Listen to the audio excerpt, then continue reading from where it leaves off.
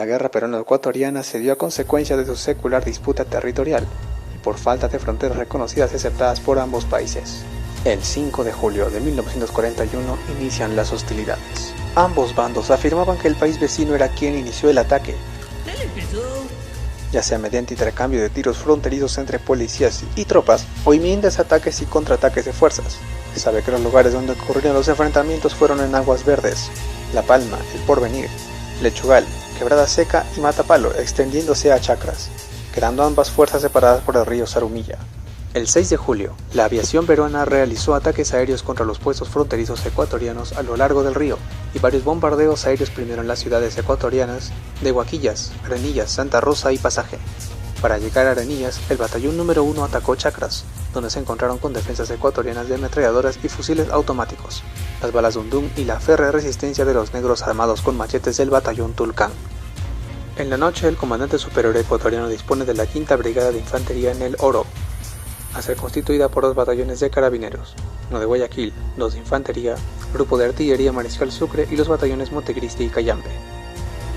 Del 10 al 13 de julio, el crucero Boloñesa y el destructor Villar efectuaron el convoyado hacia el norte de los transportes Mantaro e Irland, el petrolero Pariñas, que transportaban tropas y pertrechos para el ejército. El 22 de julio, en Zorritos, la escuadra peruana se mantuvo en aguas territoriales, listas a cortar las comunicaciones de Puerto Bolívar con Guayaquil, interceptando el canal de Jambelí, en apoyo al avance terrestre para cortar retaguardia y reabastecimiento ecuatoriano. El coronel Boloñés y el almirante Villar efectuaron navegaciones de exploración y patrullaje hasta Boca Capones el día siguiente, para dar protección a las tropas del ejército en sus operaciones de avance hacia el norte por el lado del mar. El 23 de julio, el crucero Grau y el transporte Rímac zarparon hacia Paita y Talara transportando a 2 batallones de infantería, un regimiento de caballería, 12 tanques, ganado, munición y otros pertrechos. En Zarumilla, las fuerzas peruanas lanzaron una ofensiva contra la provincia de El Oro. Ese día, la 41ª Escuadrilla Peruana despegó de Tumbes para una misión, al mando del teniente Antonio Alberti, integrada por los tenientes Fernando Paraud, José Quiñones y el alférez Manuel Rivera, en sus aviones caza North American 50. Pocos minutos después de la partida, estaban sobre el objetivo e iniciaron el bombardeo del puesto ecuatoriano de Quebrada Seca. Cuando el avión de Quiñones efectuó el descenso para lanzar sus bombas, fue alcanzado por el fuego antiaéreo ecuatoriano, siendo atacado en todas direcciones. En lugar de saltar y utilizar su paracaídas, Quiñones enrumbó su máquina hacia el flanco ecuatoriano.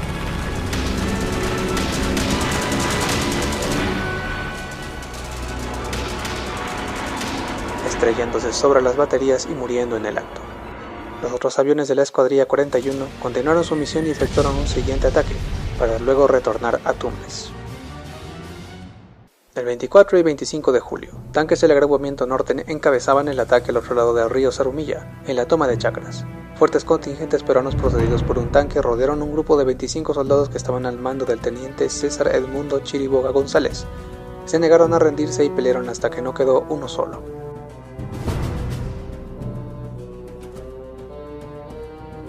Para la toma de Chacras, se dispuso del grupo de artillería número 6, ubicado en El Porvenir. El bombardeo era apoyado por la sección de morteros.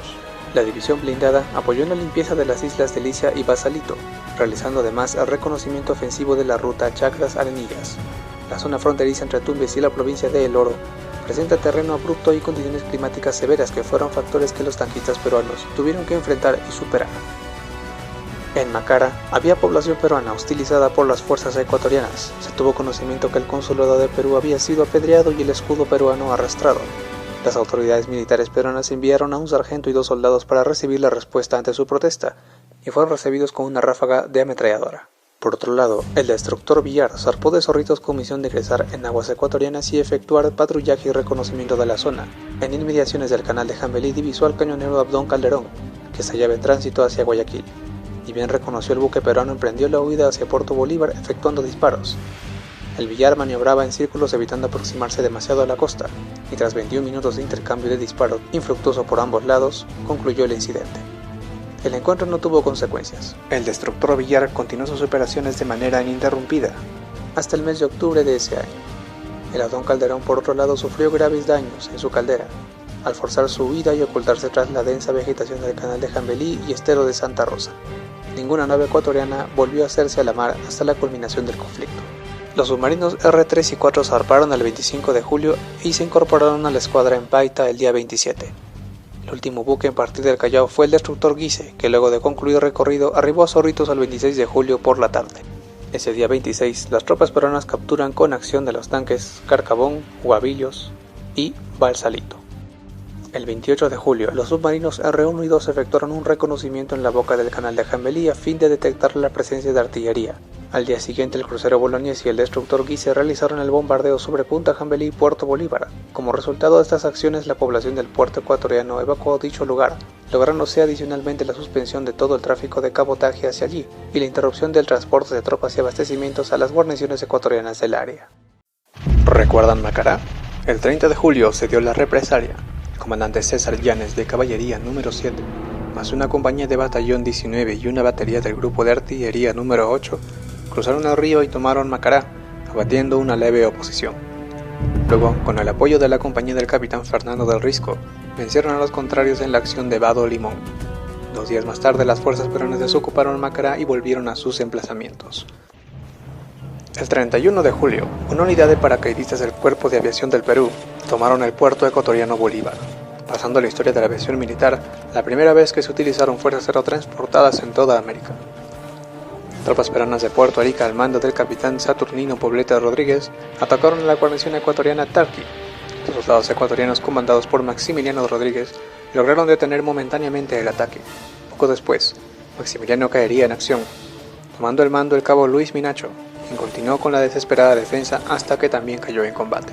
Finalmente, las tropas ecuatorianas se rindieron. En Puerto Bolívar desembarcó también una sección de 20 hombres a cargo del teniente segundo Jesús Polar Valdivia, de la dotación del coronel Bolognesi, encontrando el puerto evacuado además de los 3 paracaidistas peruanos. Todo esto previo a la orden del cese de hostilidades emitida por el AGRUNOR, para ser efectiva a las 18 horas.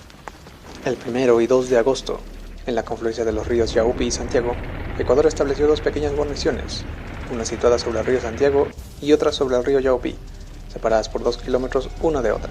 Estaba aislada en medio de la selva sin poblaciones cercanas.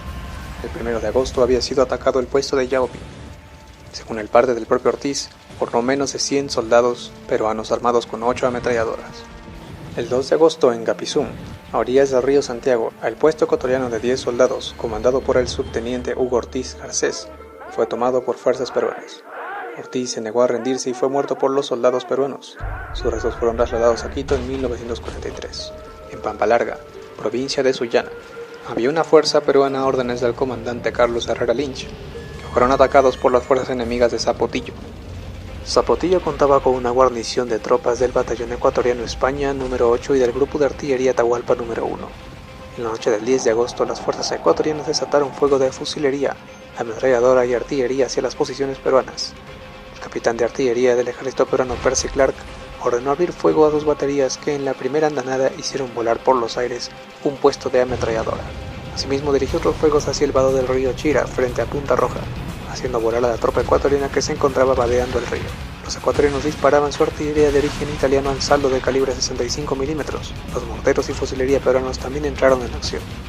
Las fuerzas ecuatorianas dejaron de disparar y las tropas peruanas se prepararon para contraatacar. El mando peruano del destacamento Chira ordenó contraatacar y la artillería peruana entró en acción. La infantería avanzó y comenzó a vadear el río con rumbo a Zapotillo, apoyadas por las ametralladoras y fuego de mortero de 81 milímetros. El capitán de artillería Percy Clark ordenó suspender los fuegos al ver con sus prismáticos que los infantes peruanos a bayoneta calada ganaban las alturas de Zapotillo e ingresaban a la plaza. Ordenó también vadear con su personal el río Chira, donde escogió una nueva posición para colocar la batería. Los infantes se apoderaron de Zapotillo y los artilleros también entraron a la plaza.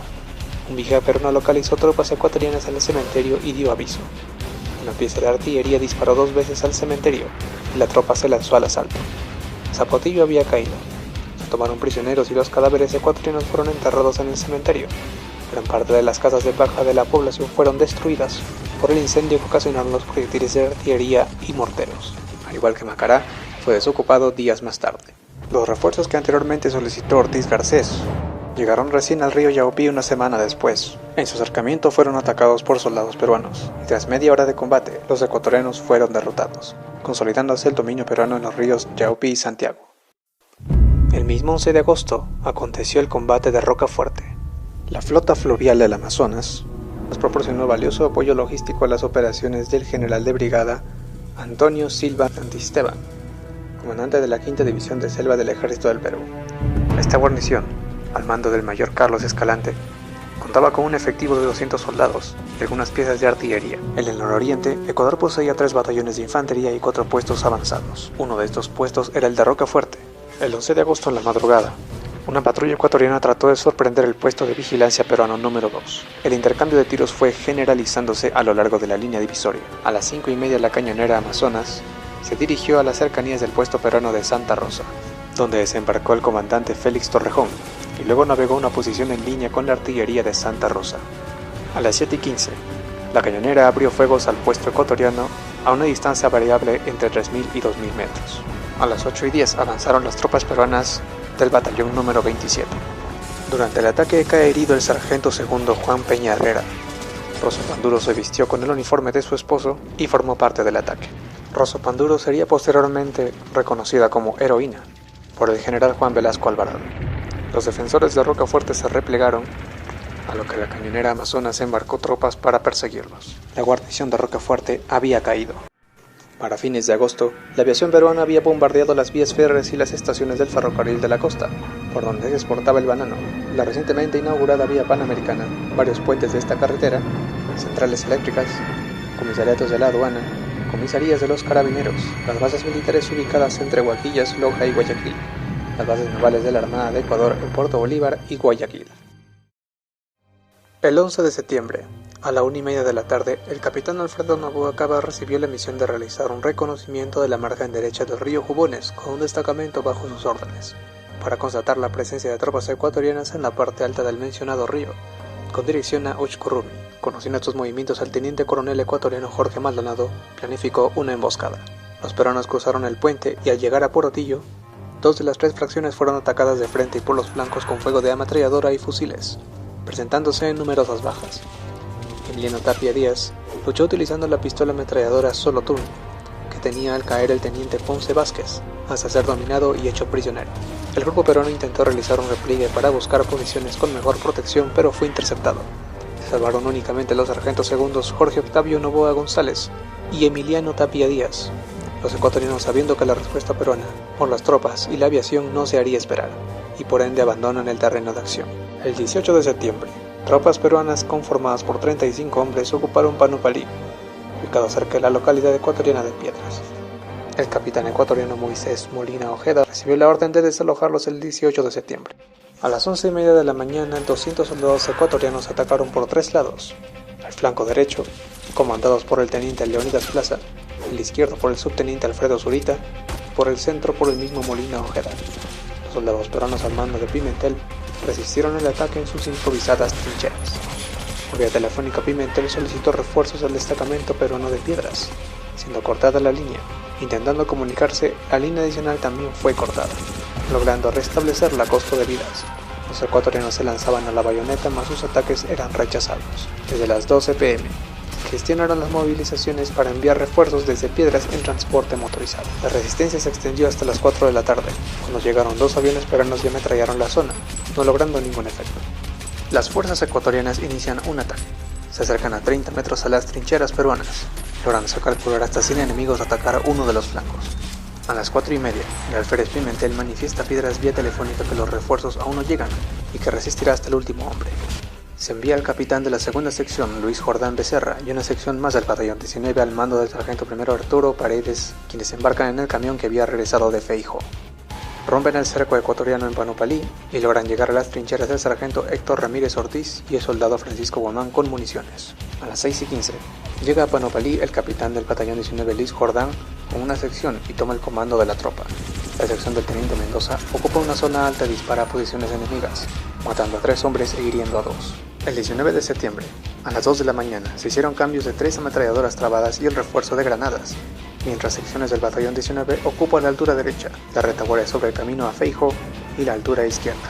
A las 6:30 de la mañana se informa a Piedras que el enemigo persiste en su intento de tomar las posiciones, las cuales se reforzaron y se preparan para un último asalto.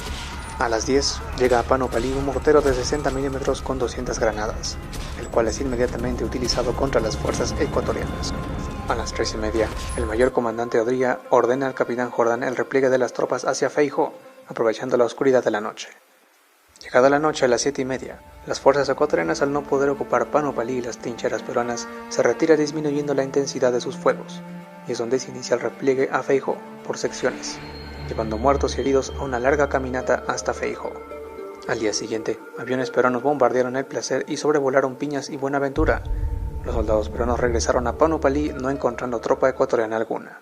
Ecuador entonces comprendió que sus métodos no le darían resultados, por lo que suscribió el 2 de octubre de 1941 en Talara un acuerdo de cesación de hostilidades, con participación de los observadores militares de Argentina, Brasil y Estados Unidos. Las tropas peruanas se encontraban a menos de 170 kilómetros del área metropolitana de Guayaquil, y la intención de los militares era, en caso de que Ecuador no respete los derechos de Perú sobre las provincias de Tumbes, Jaén y Maynas, asaltar y capturar el primer puerto de Ecuador. De ser ocupada Guayaquil, las fuerzas peruanas que se encontraban en la parte de sierra ecuatoriana ocupada por estas partirían desde Loja e iniciarían la ocupación militar de Quito. En la sierra estaban ocupadas las provincias y cantones Loja y Zamora Chinchipe. En la selva, las Fuerzas Armadas del Perú reivindicaron para Perú Sucumbios, Napo y Pastaza, en las partes que corresponden a la antigua gobernación de Quijos que, según la Real Cédula de 15 de julio de 1802, pasó al Virreinato del Perú y que Ecuador ocupó aprovechando que Perú enfrentaba a Chile en la Guerra del Guano y el Salitre. El gobierno de Ecuador firmó el protocolo de Río de Janeiro del 29 de enero de 1942, con lo que el Ecuador renuncia a su pretensión de una salida soberana al río Amazonas. El 12 de febrero de 1942, las tropas peruanas desocupan la provincia de El Oro. Pese a la suscripción del tratado, el proceso de demarcación no se concluyó porque Ecuador se negó a continuarlo. De este modo, los conflictos limítrofes entre Perú y Ecuador continuarían. Con el descubrimiento de petróleo en Ecuador en 1970, fue posible adquirir material moderno y fortalecer la capacidad de las Fuerzas Armadas ecuatorianas, que serían utilizadas durante el conflicto de Paquicha y la Guerra del Cenepa.